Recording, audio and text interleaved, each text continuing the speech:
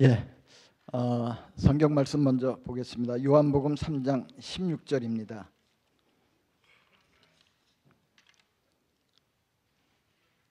요한복음 3장 16절.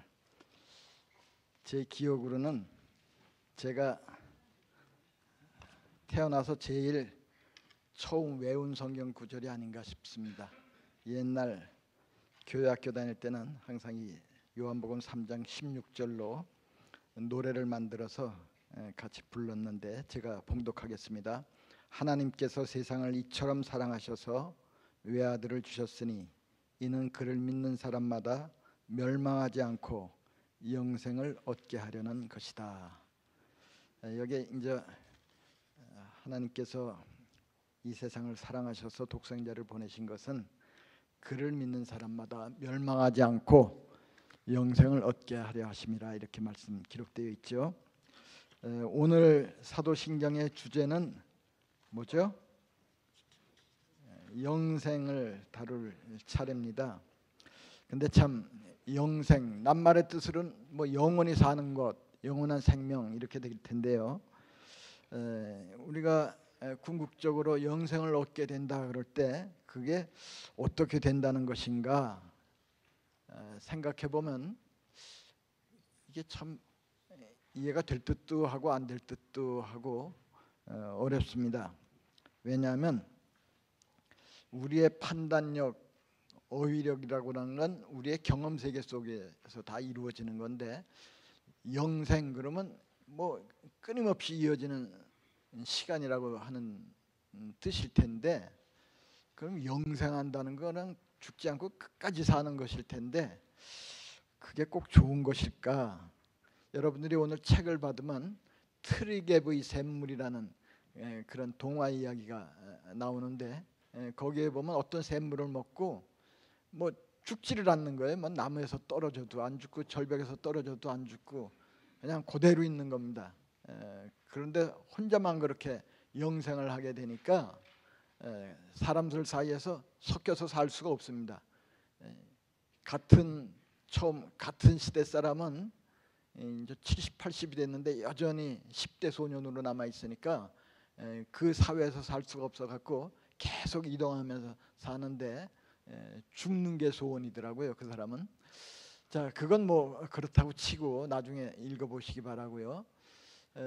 뭐 저도 그런 생각을 했어요. 영생한다 그러면 나중에는 너무 지루해서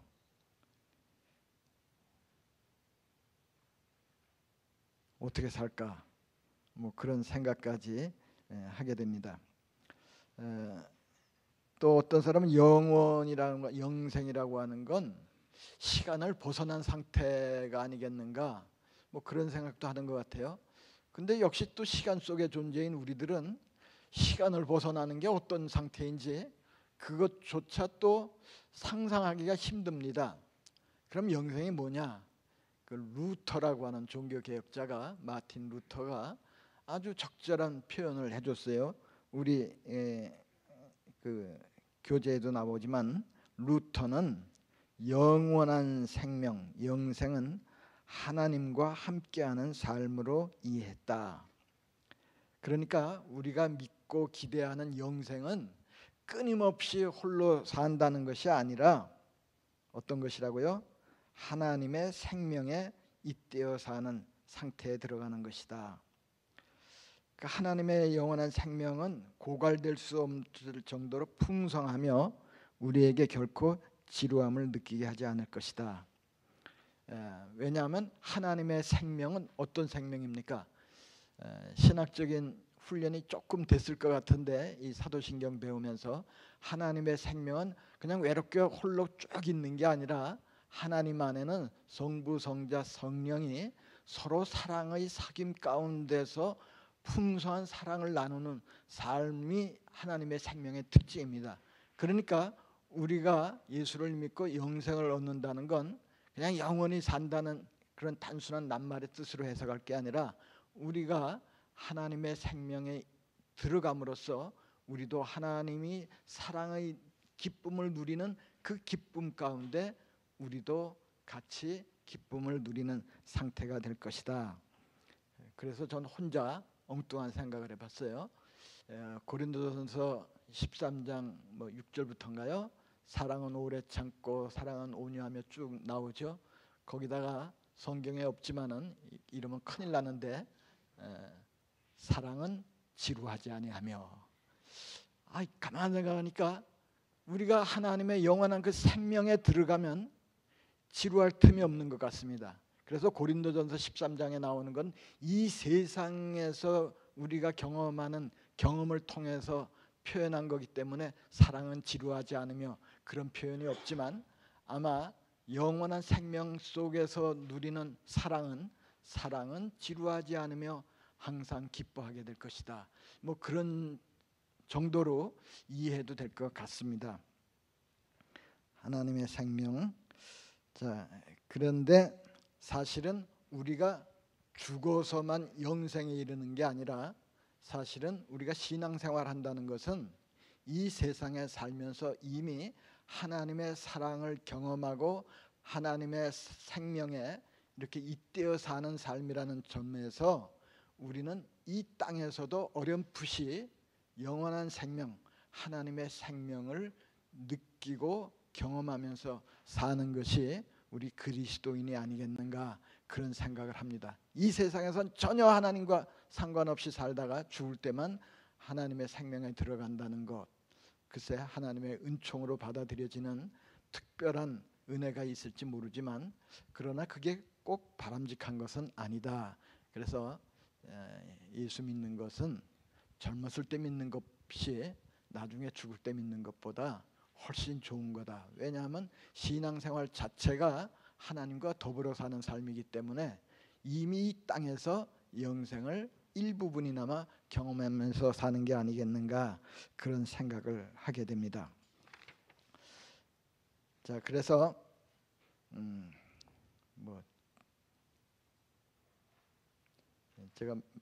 제가 갖고 온 자료에는 그렇게 써 있어요. 이 세상에서도 하나님의 생명에 잇대어 살다가 언젠가 하나님의 부르심을 받게 될 때 우리는 놀라고 감사하게 될 것이다. 우리는 거기에서 하나님을 영화롭게 하고 영원토록 하나님을 즐거워하며 사랑의 기쁨을 노래하고 춤추며 살게 될 것이다. 어떻게 춤추는지는 상상해 보시기 바랍니다. 하나의 비유적인 표현인데, 우리는 그렇게 영생한다는 건 끊임없이 살아서 지루한 게 아니라 하나님의 사랑의 기쁨 가운데 들어가는 놀라운 경험이 될 것이다. 그건 우리가 사실은 상상하지 못합니다. 이따금씩 비유로 얘기하지만 엄마 태중에 있는 아기가 새로운 세상을 상상해봤자 어디까지 상상을 하겠습니까? 너무나 다른 이런 세상을 상상 못했을 겁니다. 그렇기 때문에 우리가 영생에 들어갔을 때 우리가 겪게 될 변화에 대해서는 그냥 그렇게 추측하고 상상하는 것으로 끝나도 될 것 같습니다. 자, 오늘 사실은 이게 전부 끝인데 얘기하자마자 끝난 것 같으니까 안 되죠. 사실은 제가 특별히 준비해온 그 준비물 있죠? 그게 주제가 뭡니까? 구원입니다. 그래서 구원에 대해서 좀 얘기를 하고 오늘 마치려고 그래요. 우리가 예수 믿는 것은 어떤 의미에서 요한복음 3장 16절 말씀처럼 예수를 믿음으로 멸망하지 않고 영생을 얻기 위함이고, 그게 구원이라고 볼 때 구원 얻기 위함인데, 사도신경은 정작 우리가 어떻게 구원될 것을 믿습니다, 그런 구원에 대한 항목이 없어요. 그러면 이걸 어떻게 봐야 되느냐? 우리가 그동안 배운 사도신경을 한번 쭉 이렇게 연상해 보시기 바랍니다. 사도신경은 성부, 성자, 성령, 하나님을 하나의 기본 구조로 해가지고 우리의 믿음을 쭉 얘기했죠. 처음에는 하나님 아버지, 전능하신 분, 창조주, 창조부터 시작을 해갖고, 그 다음에 예수 그리스도의 탄생과 십자가, 고난과 죽음과 부활과 다시 오심을 쭉 고백을 하고, 그 다음에 성령을 믿사오며 성도의 교제인 공교회와 성도의 교제와 죄를 용서받는 것과 부활과 영생을 믿습니다. 이렇게 돼 있죠. 따지고 보면 사도신경은 구원에 대한 어떤 항목을 다루고 있지는 않지만 전체적으로 구원사, 구원의 역사를 쭉 훑으면서 우리의 최종적인 구원의 목표인 영생까지 이르는 길을 쭉 보여주고 있는 게 사도신경의 내용이라고 볼 수가 있습니다. 그 사도신경을 만들 때 그걸 의도했는지 모르지만 이렇게 분석해 보면 성부, 성자, 성령을 기본 기둥으로 해갖고 천지 창조부터 예수 그리스도의 성육신, 십자가 고난과 죽음과 부활, 그리고 교회와 죄 용서와 영생에 이르는 구원의 길을 쭉 더듬고 있는 것으로 해석할 수가 있습니다. 구원이 뭐냐? 예전에는 아주 단순했습니다.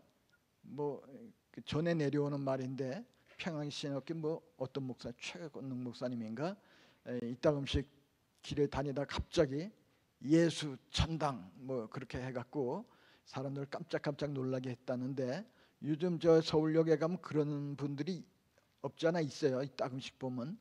근데 그게 너무 이제 희화화된다고 그럴까, 너무 단순하기 때문에 그렇게 썩 설득력을 갖지 못합니다. 예수 믿고 천당 가는 걸 구원으로 이해하는 게 보통이죠. 그런데 이제 현대 신학자라고 그럴까, 현대 학자들은 구원을 조금 달리 이렇게 접근을 합니다. 구원을 우리 시대의 근본 문제에 대한 어떤 해결책으로서 구원을 해석을 해요. 그래서 예를 들면 우리 시대는 다종교 시대 아닙니까? 우리 옆집은 불교를 믿는 사람이고 아랫집은 무당 종교를 믿고 다양한 사람들이 섞여 있는데, 이런 사회 속에 종교 간의 갈등을 우리가 이렇게 넘어서기 위해서는 구원에 대한 개념을 달리 봐야 종교 간의 갈등이 없어진다. 그래서 구원이란 뭐냐? 구원은 불의와 이기심과 탐욕의 원천인 자기중심성을 극복하는 게 구원이다. 그러니까 불교를 믿어도 자기를 찾고 자기중심성을 극복하면 그게 구원에 이르는 거고, 기독교를 믿고 예수님을 통해서도 자기중심성을 극복하면 구원을 받는 거지, 어떤 특정 종교를 믿어야 구원받는 거 아니다. 이런 식으로 해석을 하는 경우가 꽤 많이 있습니다. 그 정도로 하고요. 그런데 제가 1970년대 초에 신학대학원 과정을 공부했거든요. 그래서 제가 공부한 그 대표적인 학자들은 20세기 전반기를 지배했던 칼 바르트와 폴 틸리시, 그리고 나중에 위르겐 몰트만 등등 신학자들의 책을 중심으로 공부를 했는데, 틸리시라고 하는 그 신학자 이렇게 얘기하는 걸 봤는데 재미있는 표현을 했습니다. 구원에 대해서 설명하는데 그분은 시대마다 그 시대의 궁극적인 문제에 대한 해답으로서 구원을 설명을 해왔는데, 고대 교회에서는, 고대 그 기독교 전반적인 분위기는 뭐가 근본적인 문제였냐 하면은 인간의 사멸성, 인간의 어떤 죽어서 썩어 없어지는 인간의 사멸성을 극복하는 걸 구원의 희망으로 생각을 했다는 겁니다. 그랬을 때 구원이란 어떤 의미냐? 구원이란 유한한 인생이 영원하신 하나님의 그 본질에 합류돼서 하나님의 신성을 함께 나누어 받는 것이다. 이런 거를 구원의 이상으로 설명을 했습니다. 이걸 전문적인 용어로는 theosis, 영어로는 deification이라고 표현하는데 신화된다, 그렇게 번역이 되죠. 그 근거로서 가장 대표적인 구절이 베드로후서 1장 4절입니다. 한번 찾아보실까요? 베드로후서 저 뒤에 있죠.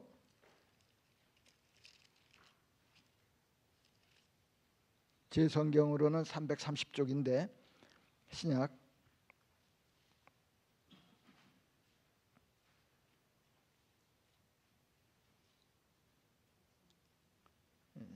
베드로후서 1장 4절입니다. 찾았어요? 그는 이 영광과 덕으로 귀중하고 아주 위대한 약속들을 우리에게 주셨습니다.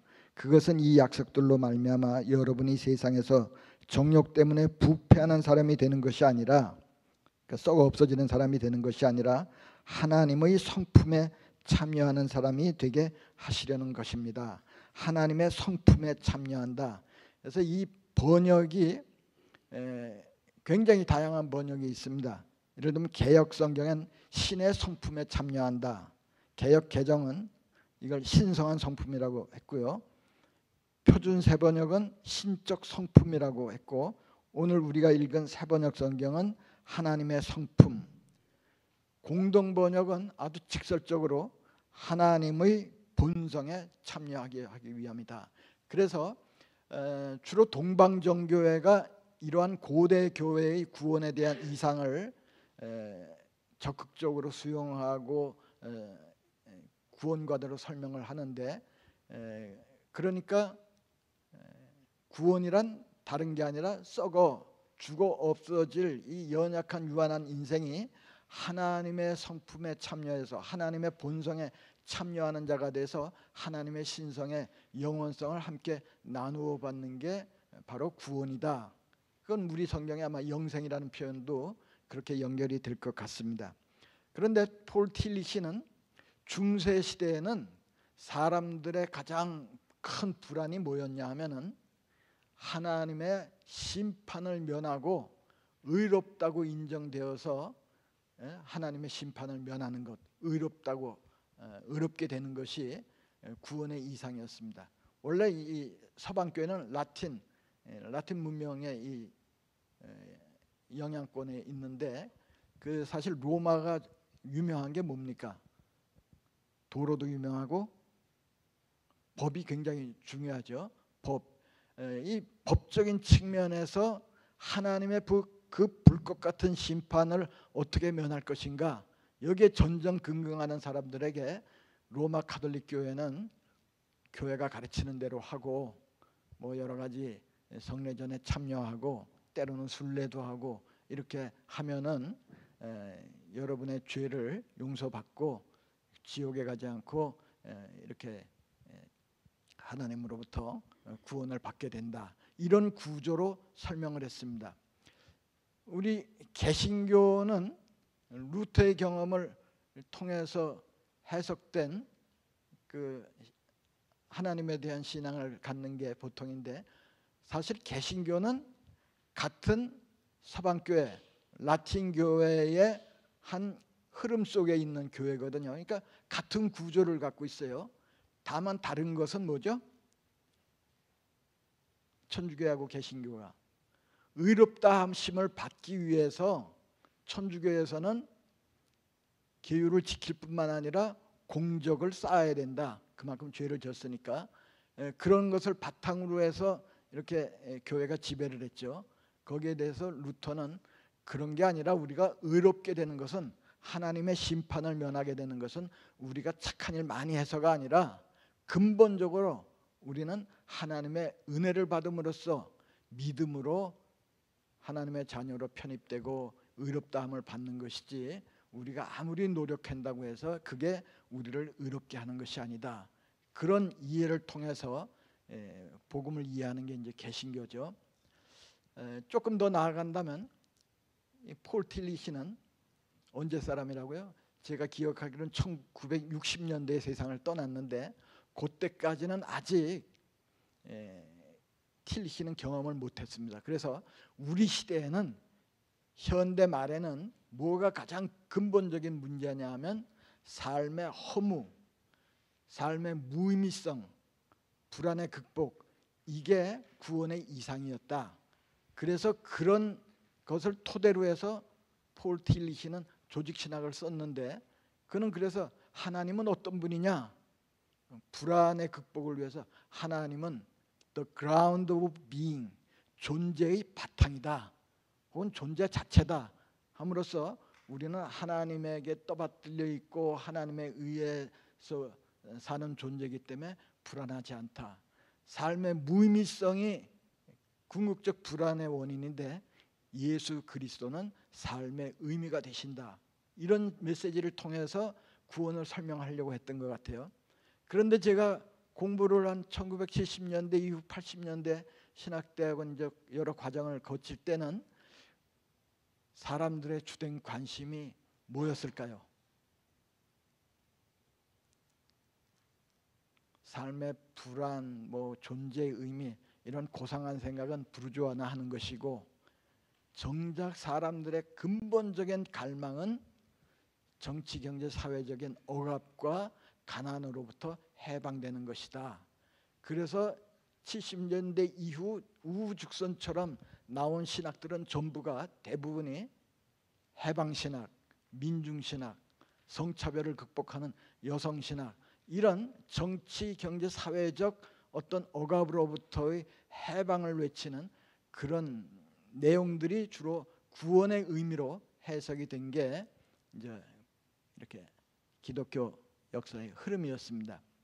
자, 그런데 제가 오늘 여러분들에게 구원이 뭐냐 하는 것을 설명할 때 저는 이제 각도를 조금 달리 했으면 좋겠다 하는 겁니다. 즉, 이 시대의 문제에 대한 해답, 혹은 인간의 근본 문제에 대한 해답으로서 구원을 설명하는 것도 물론 설득력도 있고 필요하지만, 구원은 하나님으로부터 우리가 한번 설명해 보자, 그런 뜻을 제가 갖고 여기에 썼습니다.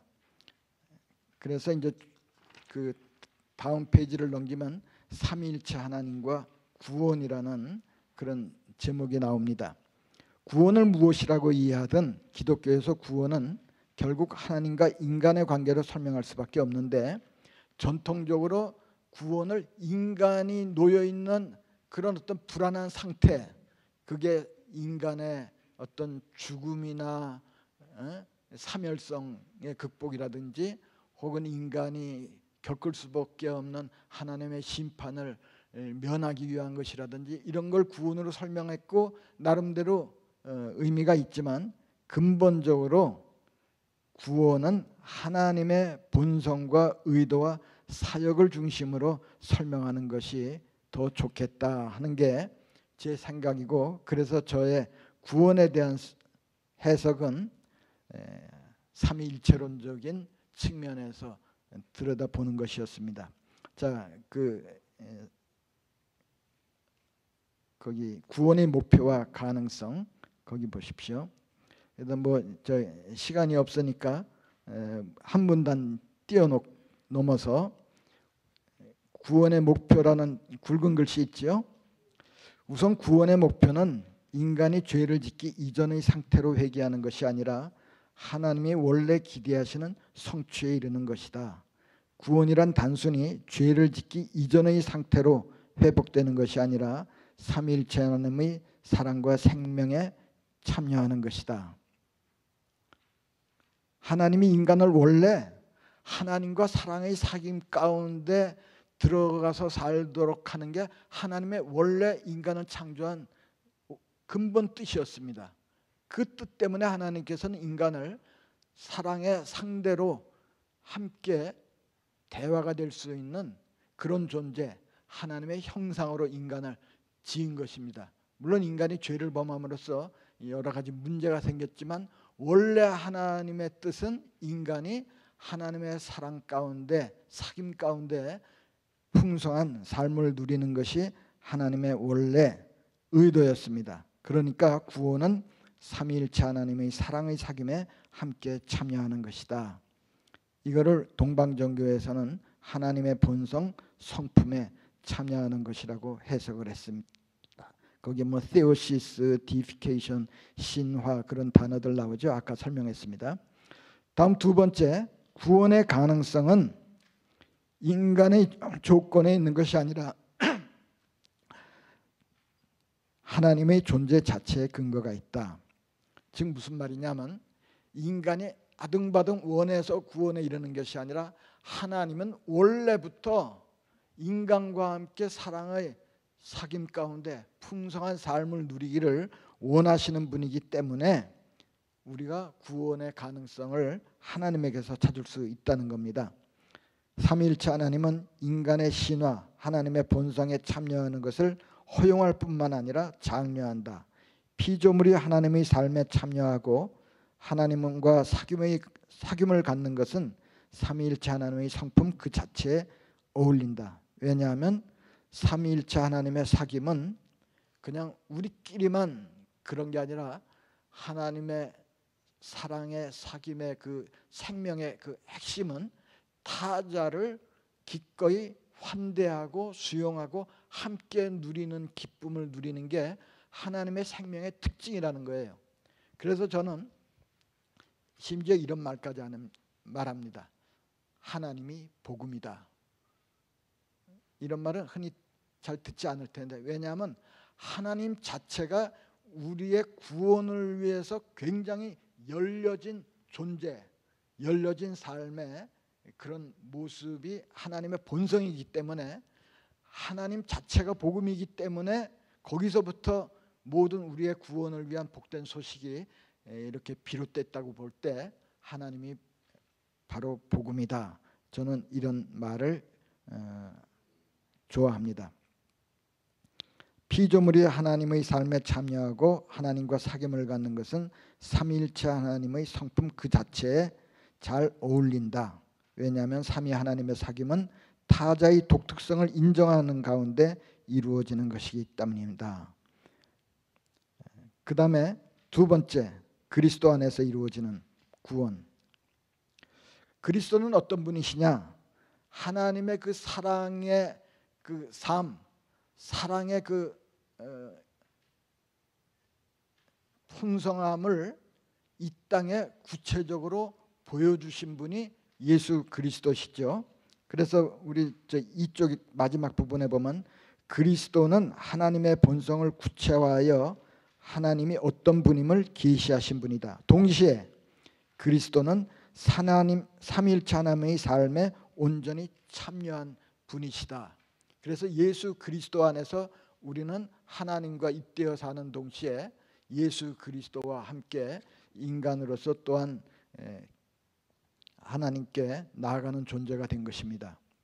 3쪽에 보면 즉 구원의 길은 그리스도 안에서 하나님과 인간이 일치에 이룬 위대하고 놀라운 사실에 근거한다.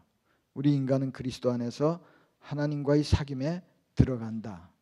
그리스도는 인간이 구원의 목표에 이르는 길이요 진리요 생명이다.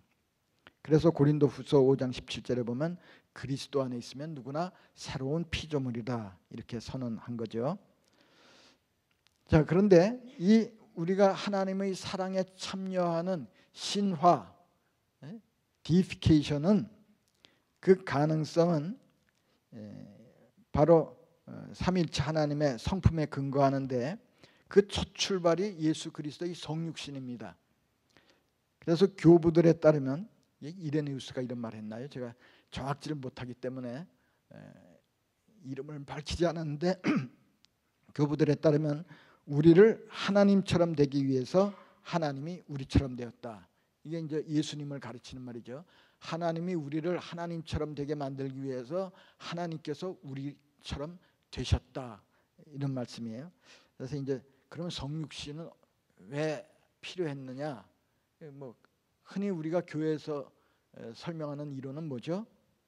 우리가 죄를 지었기 때문에 우리 죄를 대속하기 위해서 하나님이시자 인간인 성육신 예수 그리스도가 필요했기 때문에 성육신의 사건이 일어났다. 이렇게도 볼 수 있는데 또 다른 편으로 보자면 이건 제 해석입니다만은 그렇기는 하지만 성육신은 어쩌면 하나님의 영원한 계획 속에서 원래부터 있던 게 아니었느냐. 즉 하나님은 원래 인간을 창조하시고 인간과 함께 더 깊은 관계 속에 들어가서 인간과 함께 사랑의 기쁨을 누리시기를 원하신 게 하나님의 원래 뜻이었고 언젠가는 그 일을 위해서 하나님의 아들이 육신을 입는 대사건이 필요했는데 인간의 죄로 인해서 결국은 죄 때문에 성육신이 일어나는 사건으로 이렇게 해석될 수 있게 된 것이 아닌가 저는 그런 생각도 해봤습니다. 어쨌든 사람이 되신 그리스도 안에서 인간이 하나님과 연합할 수 있는 길이 열렸다. 이로써 그리스도의 탄생과 함께 인간의 삶은 새로운 품질, 유행하는 언어로 말하면 인간은 예수 그리스도와 함께 새로운 염색체를 갖게 되었다고 말할 수 있습니다. 그래서 그 3쪽 3번 바로 윗문단 그냥 읽고 넘어갈게요. 인간이 하나님의 형상으로 지음받았다는 것은 인간이 실론적인 구조를 가졌다는 것이다. 그리고 참 인간이 된다는 것은 매 순간 하나님 중심으로 존재하고 살아가는 것이다. 그래서 우리가 예수님을 그 니케아 신조 같은 데서 참 신이요 참 인간이라고 했을 때 예수님은 참 하나님인 동시에 우리 인간과 똑같이 배고프고 목마르고 육체의 여러 가지 질고를 겪으신 분이다 하는 뜻도 있지만 한 단계 더 깊이 들어가면 예수님이 참 인간이라는 것은 하나님이 의도하신 참 인간, 그게 뭐죠? 하나님과 깊은 사랑의 관계 속에서 일치를 이룬 그런 삶이에요. 그런 의미에서 우리 모두는 참 인간이라기보단 참 인간이 되어야 할 과제를 갖고 있는 조금 모자란 인간이고, 예수님은 참 인간으로 이 세상에서 인간이 바로 이런 것이다, 이 사람을 보라, 이런 그 탄성이 나오게 되는 것입니다. 자, 3번 성령을 통한 구원입니다. 성령은 모든 피조물을 새롭게 변화시키며 진리를 찾고 알게 하며 평화와 화해를 이루며 정의를 수립하게 한다. 모든 고상하고 근본적으로 선한 것은 모두 성령의 활동이다. 전 그래서 교회에서 이루어지는 어떤 영적인 일뿐만 아니라 우리가 이 세상에서 살아가면서 서로 사랑하고 기뻐하고 아름다움을 이렇게 누리고 이런 모든 것이 성령의 활동 가운데 이루어지는 일이라고 생각을 합니다. 그런 점에서 이 세상에서 이루어지는 모든 선하고 아름다운 것은 성령의 역사 가운데 있다, 저는 그렇게 생각하거든요. 어찌 됐든 그러나 무엇보다 4쪽이에요. 찾았죠? 그러나 무엇보다도 성령은 성자 그리스도가 이루어 놓은 구원을 매개한다는 점에서 그 중요성이 드러난다. 이제 성부, 성자, 성령으로 설명하는 내용이에요. 성부 하나님은 인간을 창조하실 때 인간이 삼위일체 하나님의 사랑과 교제 안에서 참여하기를 기대하셨다. 그렇다면 성자 예수 그리스도는 십자가와 부활을 통해 인간에게 삶의 궁극적인 목적과 구원을 성취할 수 있는 길을 마련해 주셨다. 그런데 성자 예수 그리스도께서 우리에게 제공하신 구원의 은혜를 우리에게 전달해 주는 분은 성령이시다. 그래서 지난번에 성령론 얘기할 때 성령은 하나의 줄이다, 하나님과 우리 인간을 이어주는 줄이고 예수 그리스도가 이루어내신 구원의 은혜를 우리에게 우리의 것이 되도록 하는, 제가 병원에서 그 주사바늘에다가 영양제를 이렇게 공급받았듯이 아무리 객관적으로 좋은 물질이 있어도 그게 내 몸에 들어오게 되려면 어떤 줄이 필요하듯이 성령은 바로 예수 그리스도께서 객관적으로 저 2000년 전에 저 팔레스타인 땅에서 일어난 구원의 사건이 우리 것이 되도록 역사하시는 분이 바로 성령이시다. 그래서 구원은 이렇게 삼위일체론적으로 성부, 성자, 성령을 통해서 우리에게 이루어진다, 이렇게 정리할 수 있습니다. 맞는 말 하죠? 뭐 거기 제가 쓴 거 그냥 읽겠습니다. 구원의 문제는 그 시대가 처한 역사적 상황과 직결된다. 그러나 구원이 단순히 인간의 결핍과 문제점에 대한 치유책으로 제시되어서는 안 된다.